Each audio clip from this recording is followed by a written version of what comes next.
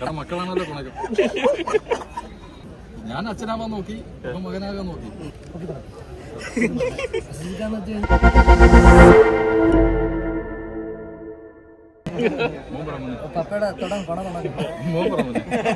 കാരണം മക്കളാണല്ലോ ഗുണകം. ചോദ്യങ്ങൾ ചോദിക്കണം. നമസ്കാരം. ഇപ്പൊ വാഴ ഫസ്റ്റില് ഗംഭീര റോളായിരുന്നല്ലോ, അപ്പൊ സെക്കൻഡിൽ എങ്ങനെയാണ്?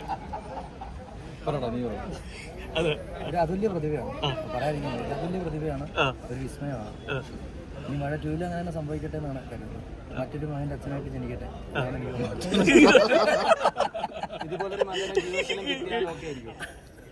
ഞാൻ ജനിച്ച അന്ന് തന്നെ ആത്മഹത്യ. ഇങ്ങനെ ഒരു മകനെ കിട്ടിയാൽ മരണമാസം ഏപ്രിൽ 10 നിങ്ങൾ തമ്മിൽ സ്ക്രീനിൽ ഭയങ്കര കെമിസ്ട്രി ആയിരുന്നല്ലോ. അപ്പൊ അത് നേരിട്ടും അങ്ങനെ തന്നെയാണ്, നിങ്ങൾ ഭയങ്കര കൂട്ടാണോ? തീർച്ചയായിട്ടും. ഞാൻ പല നമ്മളെ കൂട്ടൊന്നും പറയാൻ പറ്റില്ല. എനിക്ക് പല കൺഫ്യൂഷൻ ഉള്ള ഘട്ടത്തിൽ ഞാൻ വിളിക്കും രാത്രിയിലൊക്കെ, എങ്ങനെയാണ് അത് ഡീൽ ചെയ്യേണ്ടത്, അപ്പൊ പറഞ്ഞു തരാം. മനസ്സിലല്ലേ?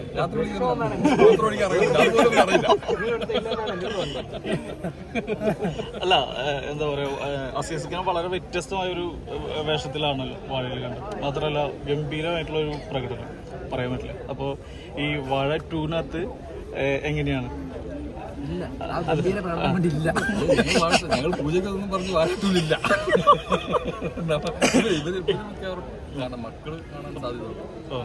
കാരണം പുതിയ അച്ഛന്മാർ വീണ്ടും ഈ 5 അച്ഛന്മാരെ ഇടുമ്പോൾ വിപിൻ പറഞ്ഞു, എന്നാൽ അതിന് ഒരു അരമണിക്കൂർ പോകും, പടം 4 മണിക്കൂർ ആക്കേണ്ടി വരും. അപ്പോൾ അത് വേറൊരു പാറ്റേൺ ആണ്. അതെ, ഇപ്പോൾ അസീസിക്കയുടെ ഒരു ഇവനെ കുറിച്ച് പറയട്ടെ. അപ്പോൾ എന്താ പറയുക, നമ്മൾ കുറേ വർഷങ്ങളായിട്ട് അറിയുന്നത്, കോമഡിയിൽ വന്നാലും ഇപ്പോൾ സിനിമയ്ക്ക് വരുമ്പോൾ അദ്ദേഹം ഗംഭീരമായിട്ടുള്ളൊരു പ്രകടനം കാഴ്ചവെച്ചുകൊണ്ടിരിക്കുന്നത്. അപ്പോൾ ഒരു പുതിയ ആളാണ് ഇൻഡസ്ട്രിക്ക് വരുന്നത്. അപ്പോൾ ഇത്രയും എക്സ്പീരിയൻസ്ഡ് ആയിട്ടുള്ള അദ്ദേഹത്തിൻ്റെ കൂടെ മകൻ്റെ വേഷം ചെയ്തപ്പോൾ, അല്ല കോമഡി നമ്മൾ പറയുമെങ്കിലും ഒരു ഡിഫിക്കൽട്ട് ആയിട്ടുള്ളൊരു ഏരിയയാണ്, പ്രോസസ്സാണ് നമ്മൾ ആക്ട് ചെയ്യുമ്പോൾ. അപ്പോൾ എങ്ങനെയായിരുന്നു വാഴ ഫസ്റ്റിൽ? അസീസിക്കടൊക്കെ പണ്ട് സ്കിറ്റ് TV കണ്ടിട്ടുള്ള ആളാണ് ഞാൻ പണ്ട് 10ലും അവിടെ പഠിച്ചിരിക്കുമ്പോൾ ഒന്ന് കോമഡി സ്റ്റാഴ്സിനകത്തും എന്നൊക്കെ കണ്ടിട്ടുള്ളതാണ്. അന്ന് ആ സ്കിറ്റ് ഞങ്ങൾ എഴുതിയിട്ട് സ്കൂളിൽ കളിച്ചിട്ടുണ്ട്. അപ്പം അന്നത്തെ TV-യിലുള്ള റീലും ഇന്ന് ഓൺലൈനിലുള്ള റീലും, അത് 2 മിമിക്രിയും ഇപ്പോഴുള്ള റീലും തമ്മിലുള്ളൊരു കൊളാബറേഷൻ എന്നാണ് വിമിജൻ ഇടയ്ക്കിടയ്ക്ക് പറയാനുള്ളത്. വാഴ ഫസ്റ്റ് അങ്ങനെ ആയിരുന്നു.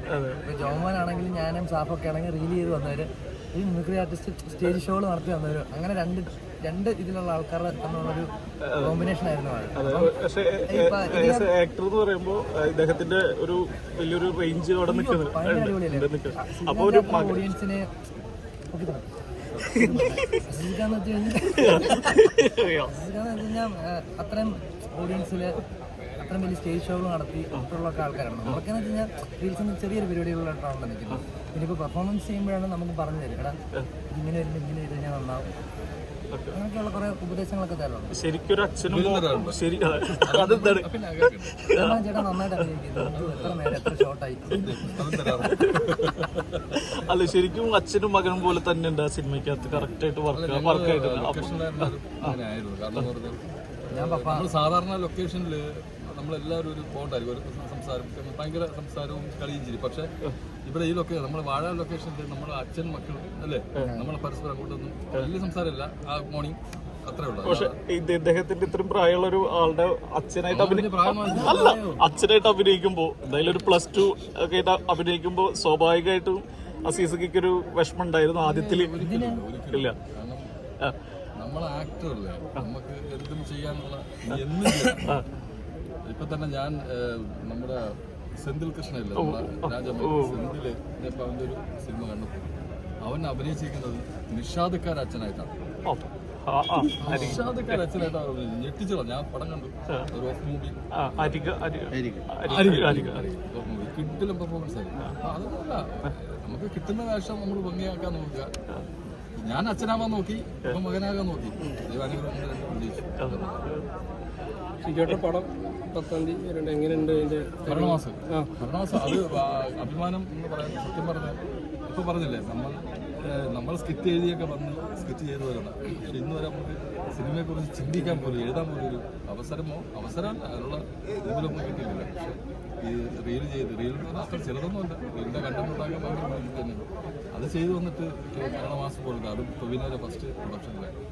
അതും നമ്മുടെ ബേസിൽ എന്നൊക്കെ പറഞ്ഞാൽ കിട്ടാൻ തന്നെ ഭയങ്കര പാടാണ്. അതിനൊക്കെ വെച്ചൊരു ശിവൻ നമ്മുടെ മിന്നൽ മുറിൽ അസോസിയേറ്റ് ശിവനാണ് വിമാനം തന്നെയാണ് ചെറുക്കൻ കൊടുത്ത്. അതൊരു വൻ വിജയമാകട്ടെ. കാരണം എന്ന് പറയുമ്പോൾ ഞാൻ ഇപ്പോൾ ഒരു സിനിമയുടെ എനിക്ക് വന്നു. അപ്പോൾ എൻ്റെ അടുത്ത് പറഞ്ഞ് ഒന്ന് ജോമോനോ സിബിനെ കിട്ടുന്നത്. ഞാൻ പറഞ്ഞു ഞാൻ വിളിക്കില്ല, നിങ്ങളായിട്ട് വിളിക്കണം. കാരണം എന്ന് പറഞ്ഞാൽ പണ്ടം നമ്മളെ പോലെയൊന്നും അല്ല വേറെ ഒന്നും ഉണ്ടല്ലോ. ഞാൻ പറഞ്ഞു എൻ്റെ അടുത്ത് വേണ്ട, ഞാൻ എൻ്റെ ഡേറ്റ് വാങ്ങിച്ചു തരില്ല. നിങ്ങൾ അവനെ വിളിച്ചു, കഥ കേട്ടു, അവന് കഥ ഇഷ്ടപ്പെട്ടാൽ മാത്രമേ അവൻ ഡേറ്റ് ഇട്ടുള്ളൂ. ഞാനായിട്ട് അവൻ്റെ ഡേറ്റ് ഒന്നും വാങ്ങി തരില്ല. ഞാൻ പറഞ്ഞു ഇപ്പോഴത്തെ പിള്ളേരൊന്നും അങ്ങനെ അല്ല. കാരണം വർക്ക് വളരെയധികം ആത്മാർത്ഥതയോടുകൂടി കൊണ്ടുപോകുന്നു. സത്യസന്ധമായിട്ട് പറയാം, ഇവരൊക്കെ അങ്ങനെ നോക്കുന്ന പയ്യന്മാർ.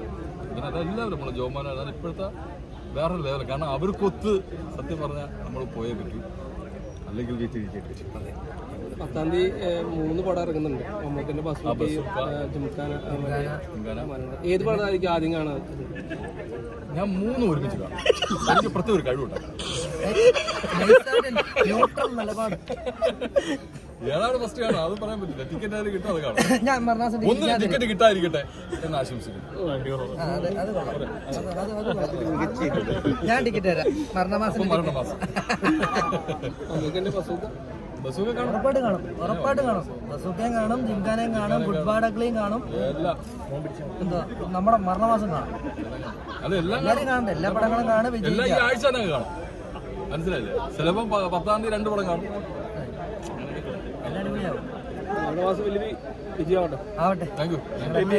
പുതിയ പടങ്ങൾ ഏതൊക്കെയാണ് വരാനുള്ള സിനിമകൾ? ഇനി റിലീസാവും 17-ാം തീയതി.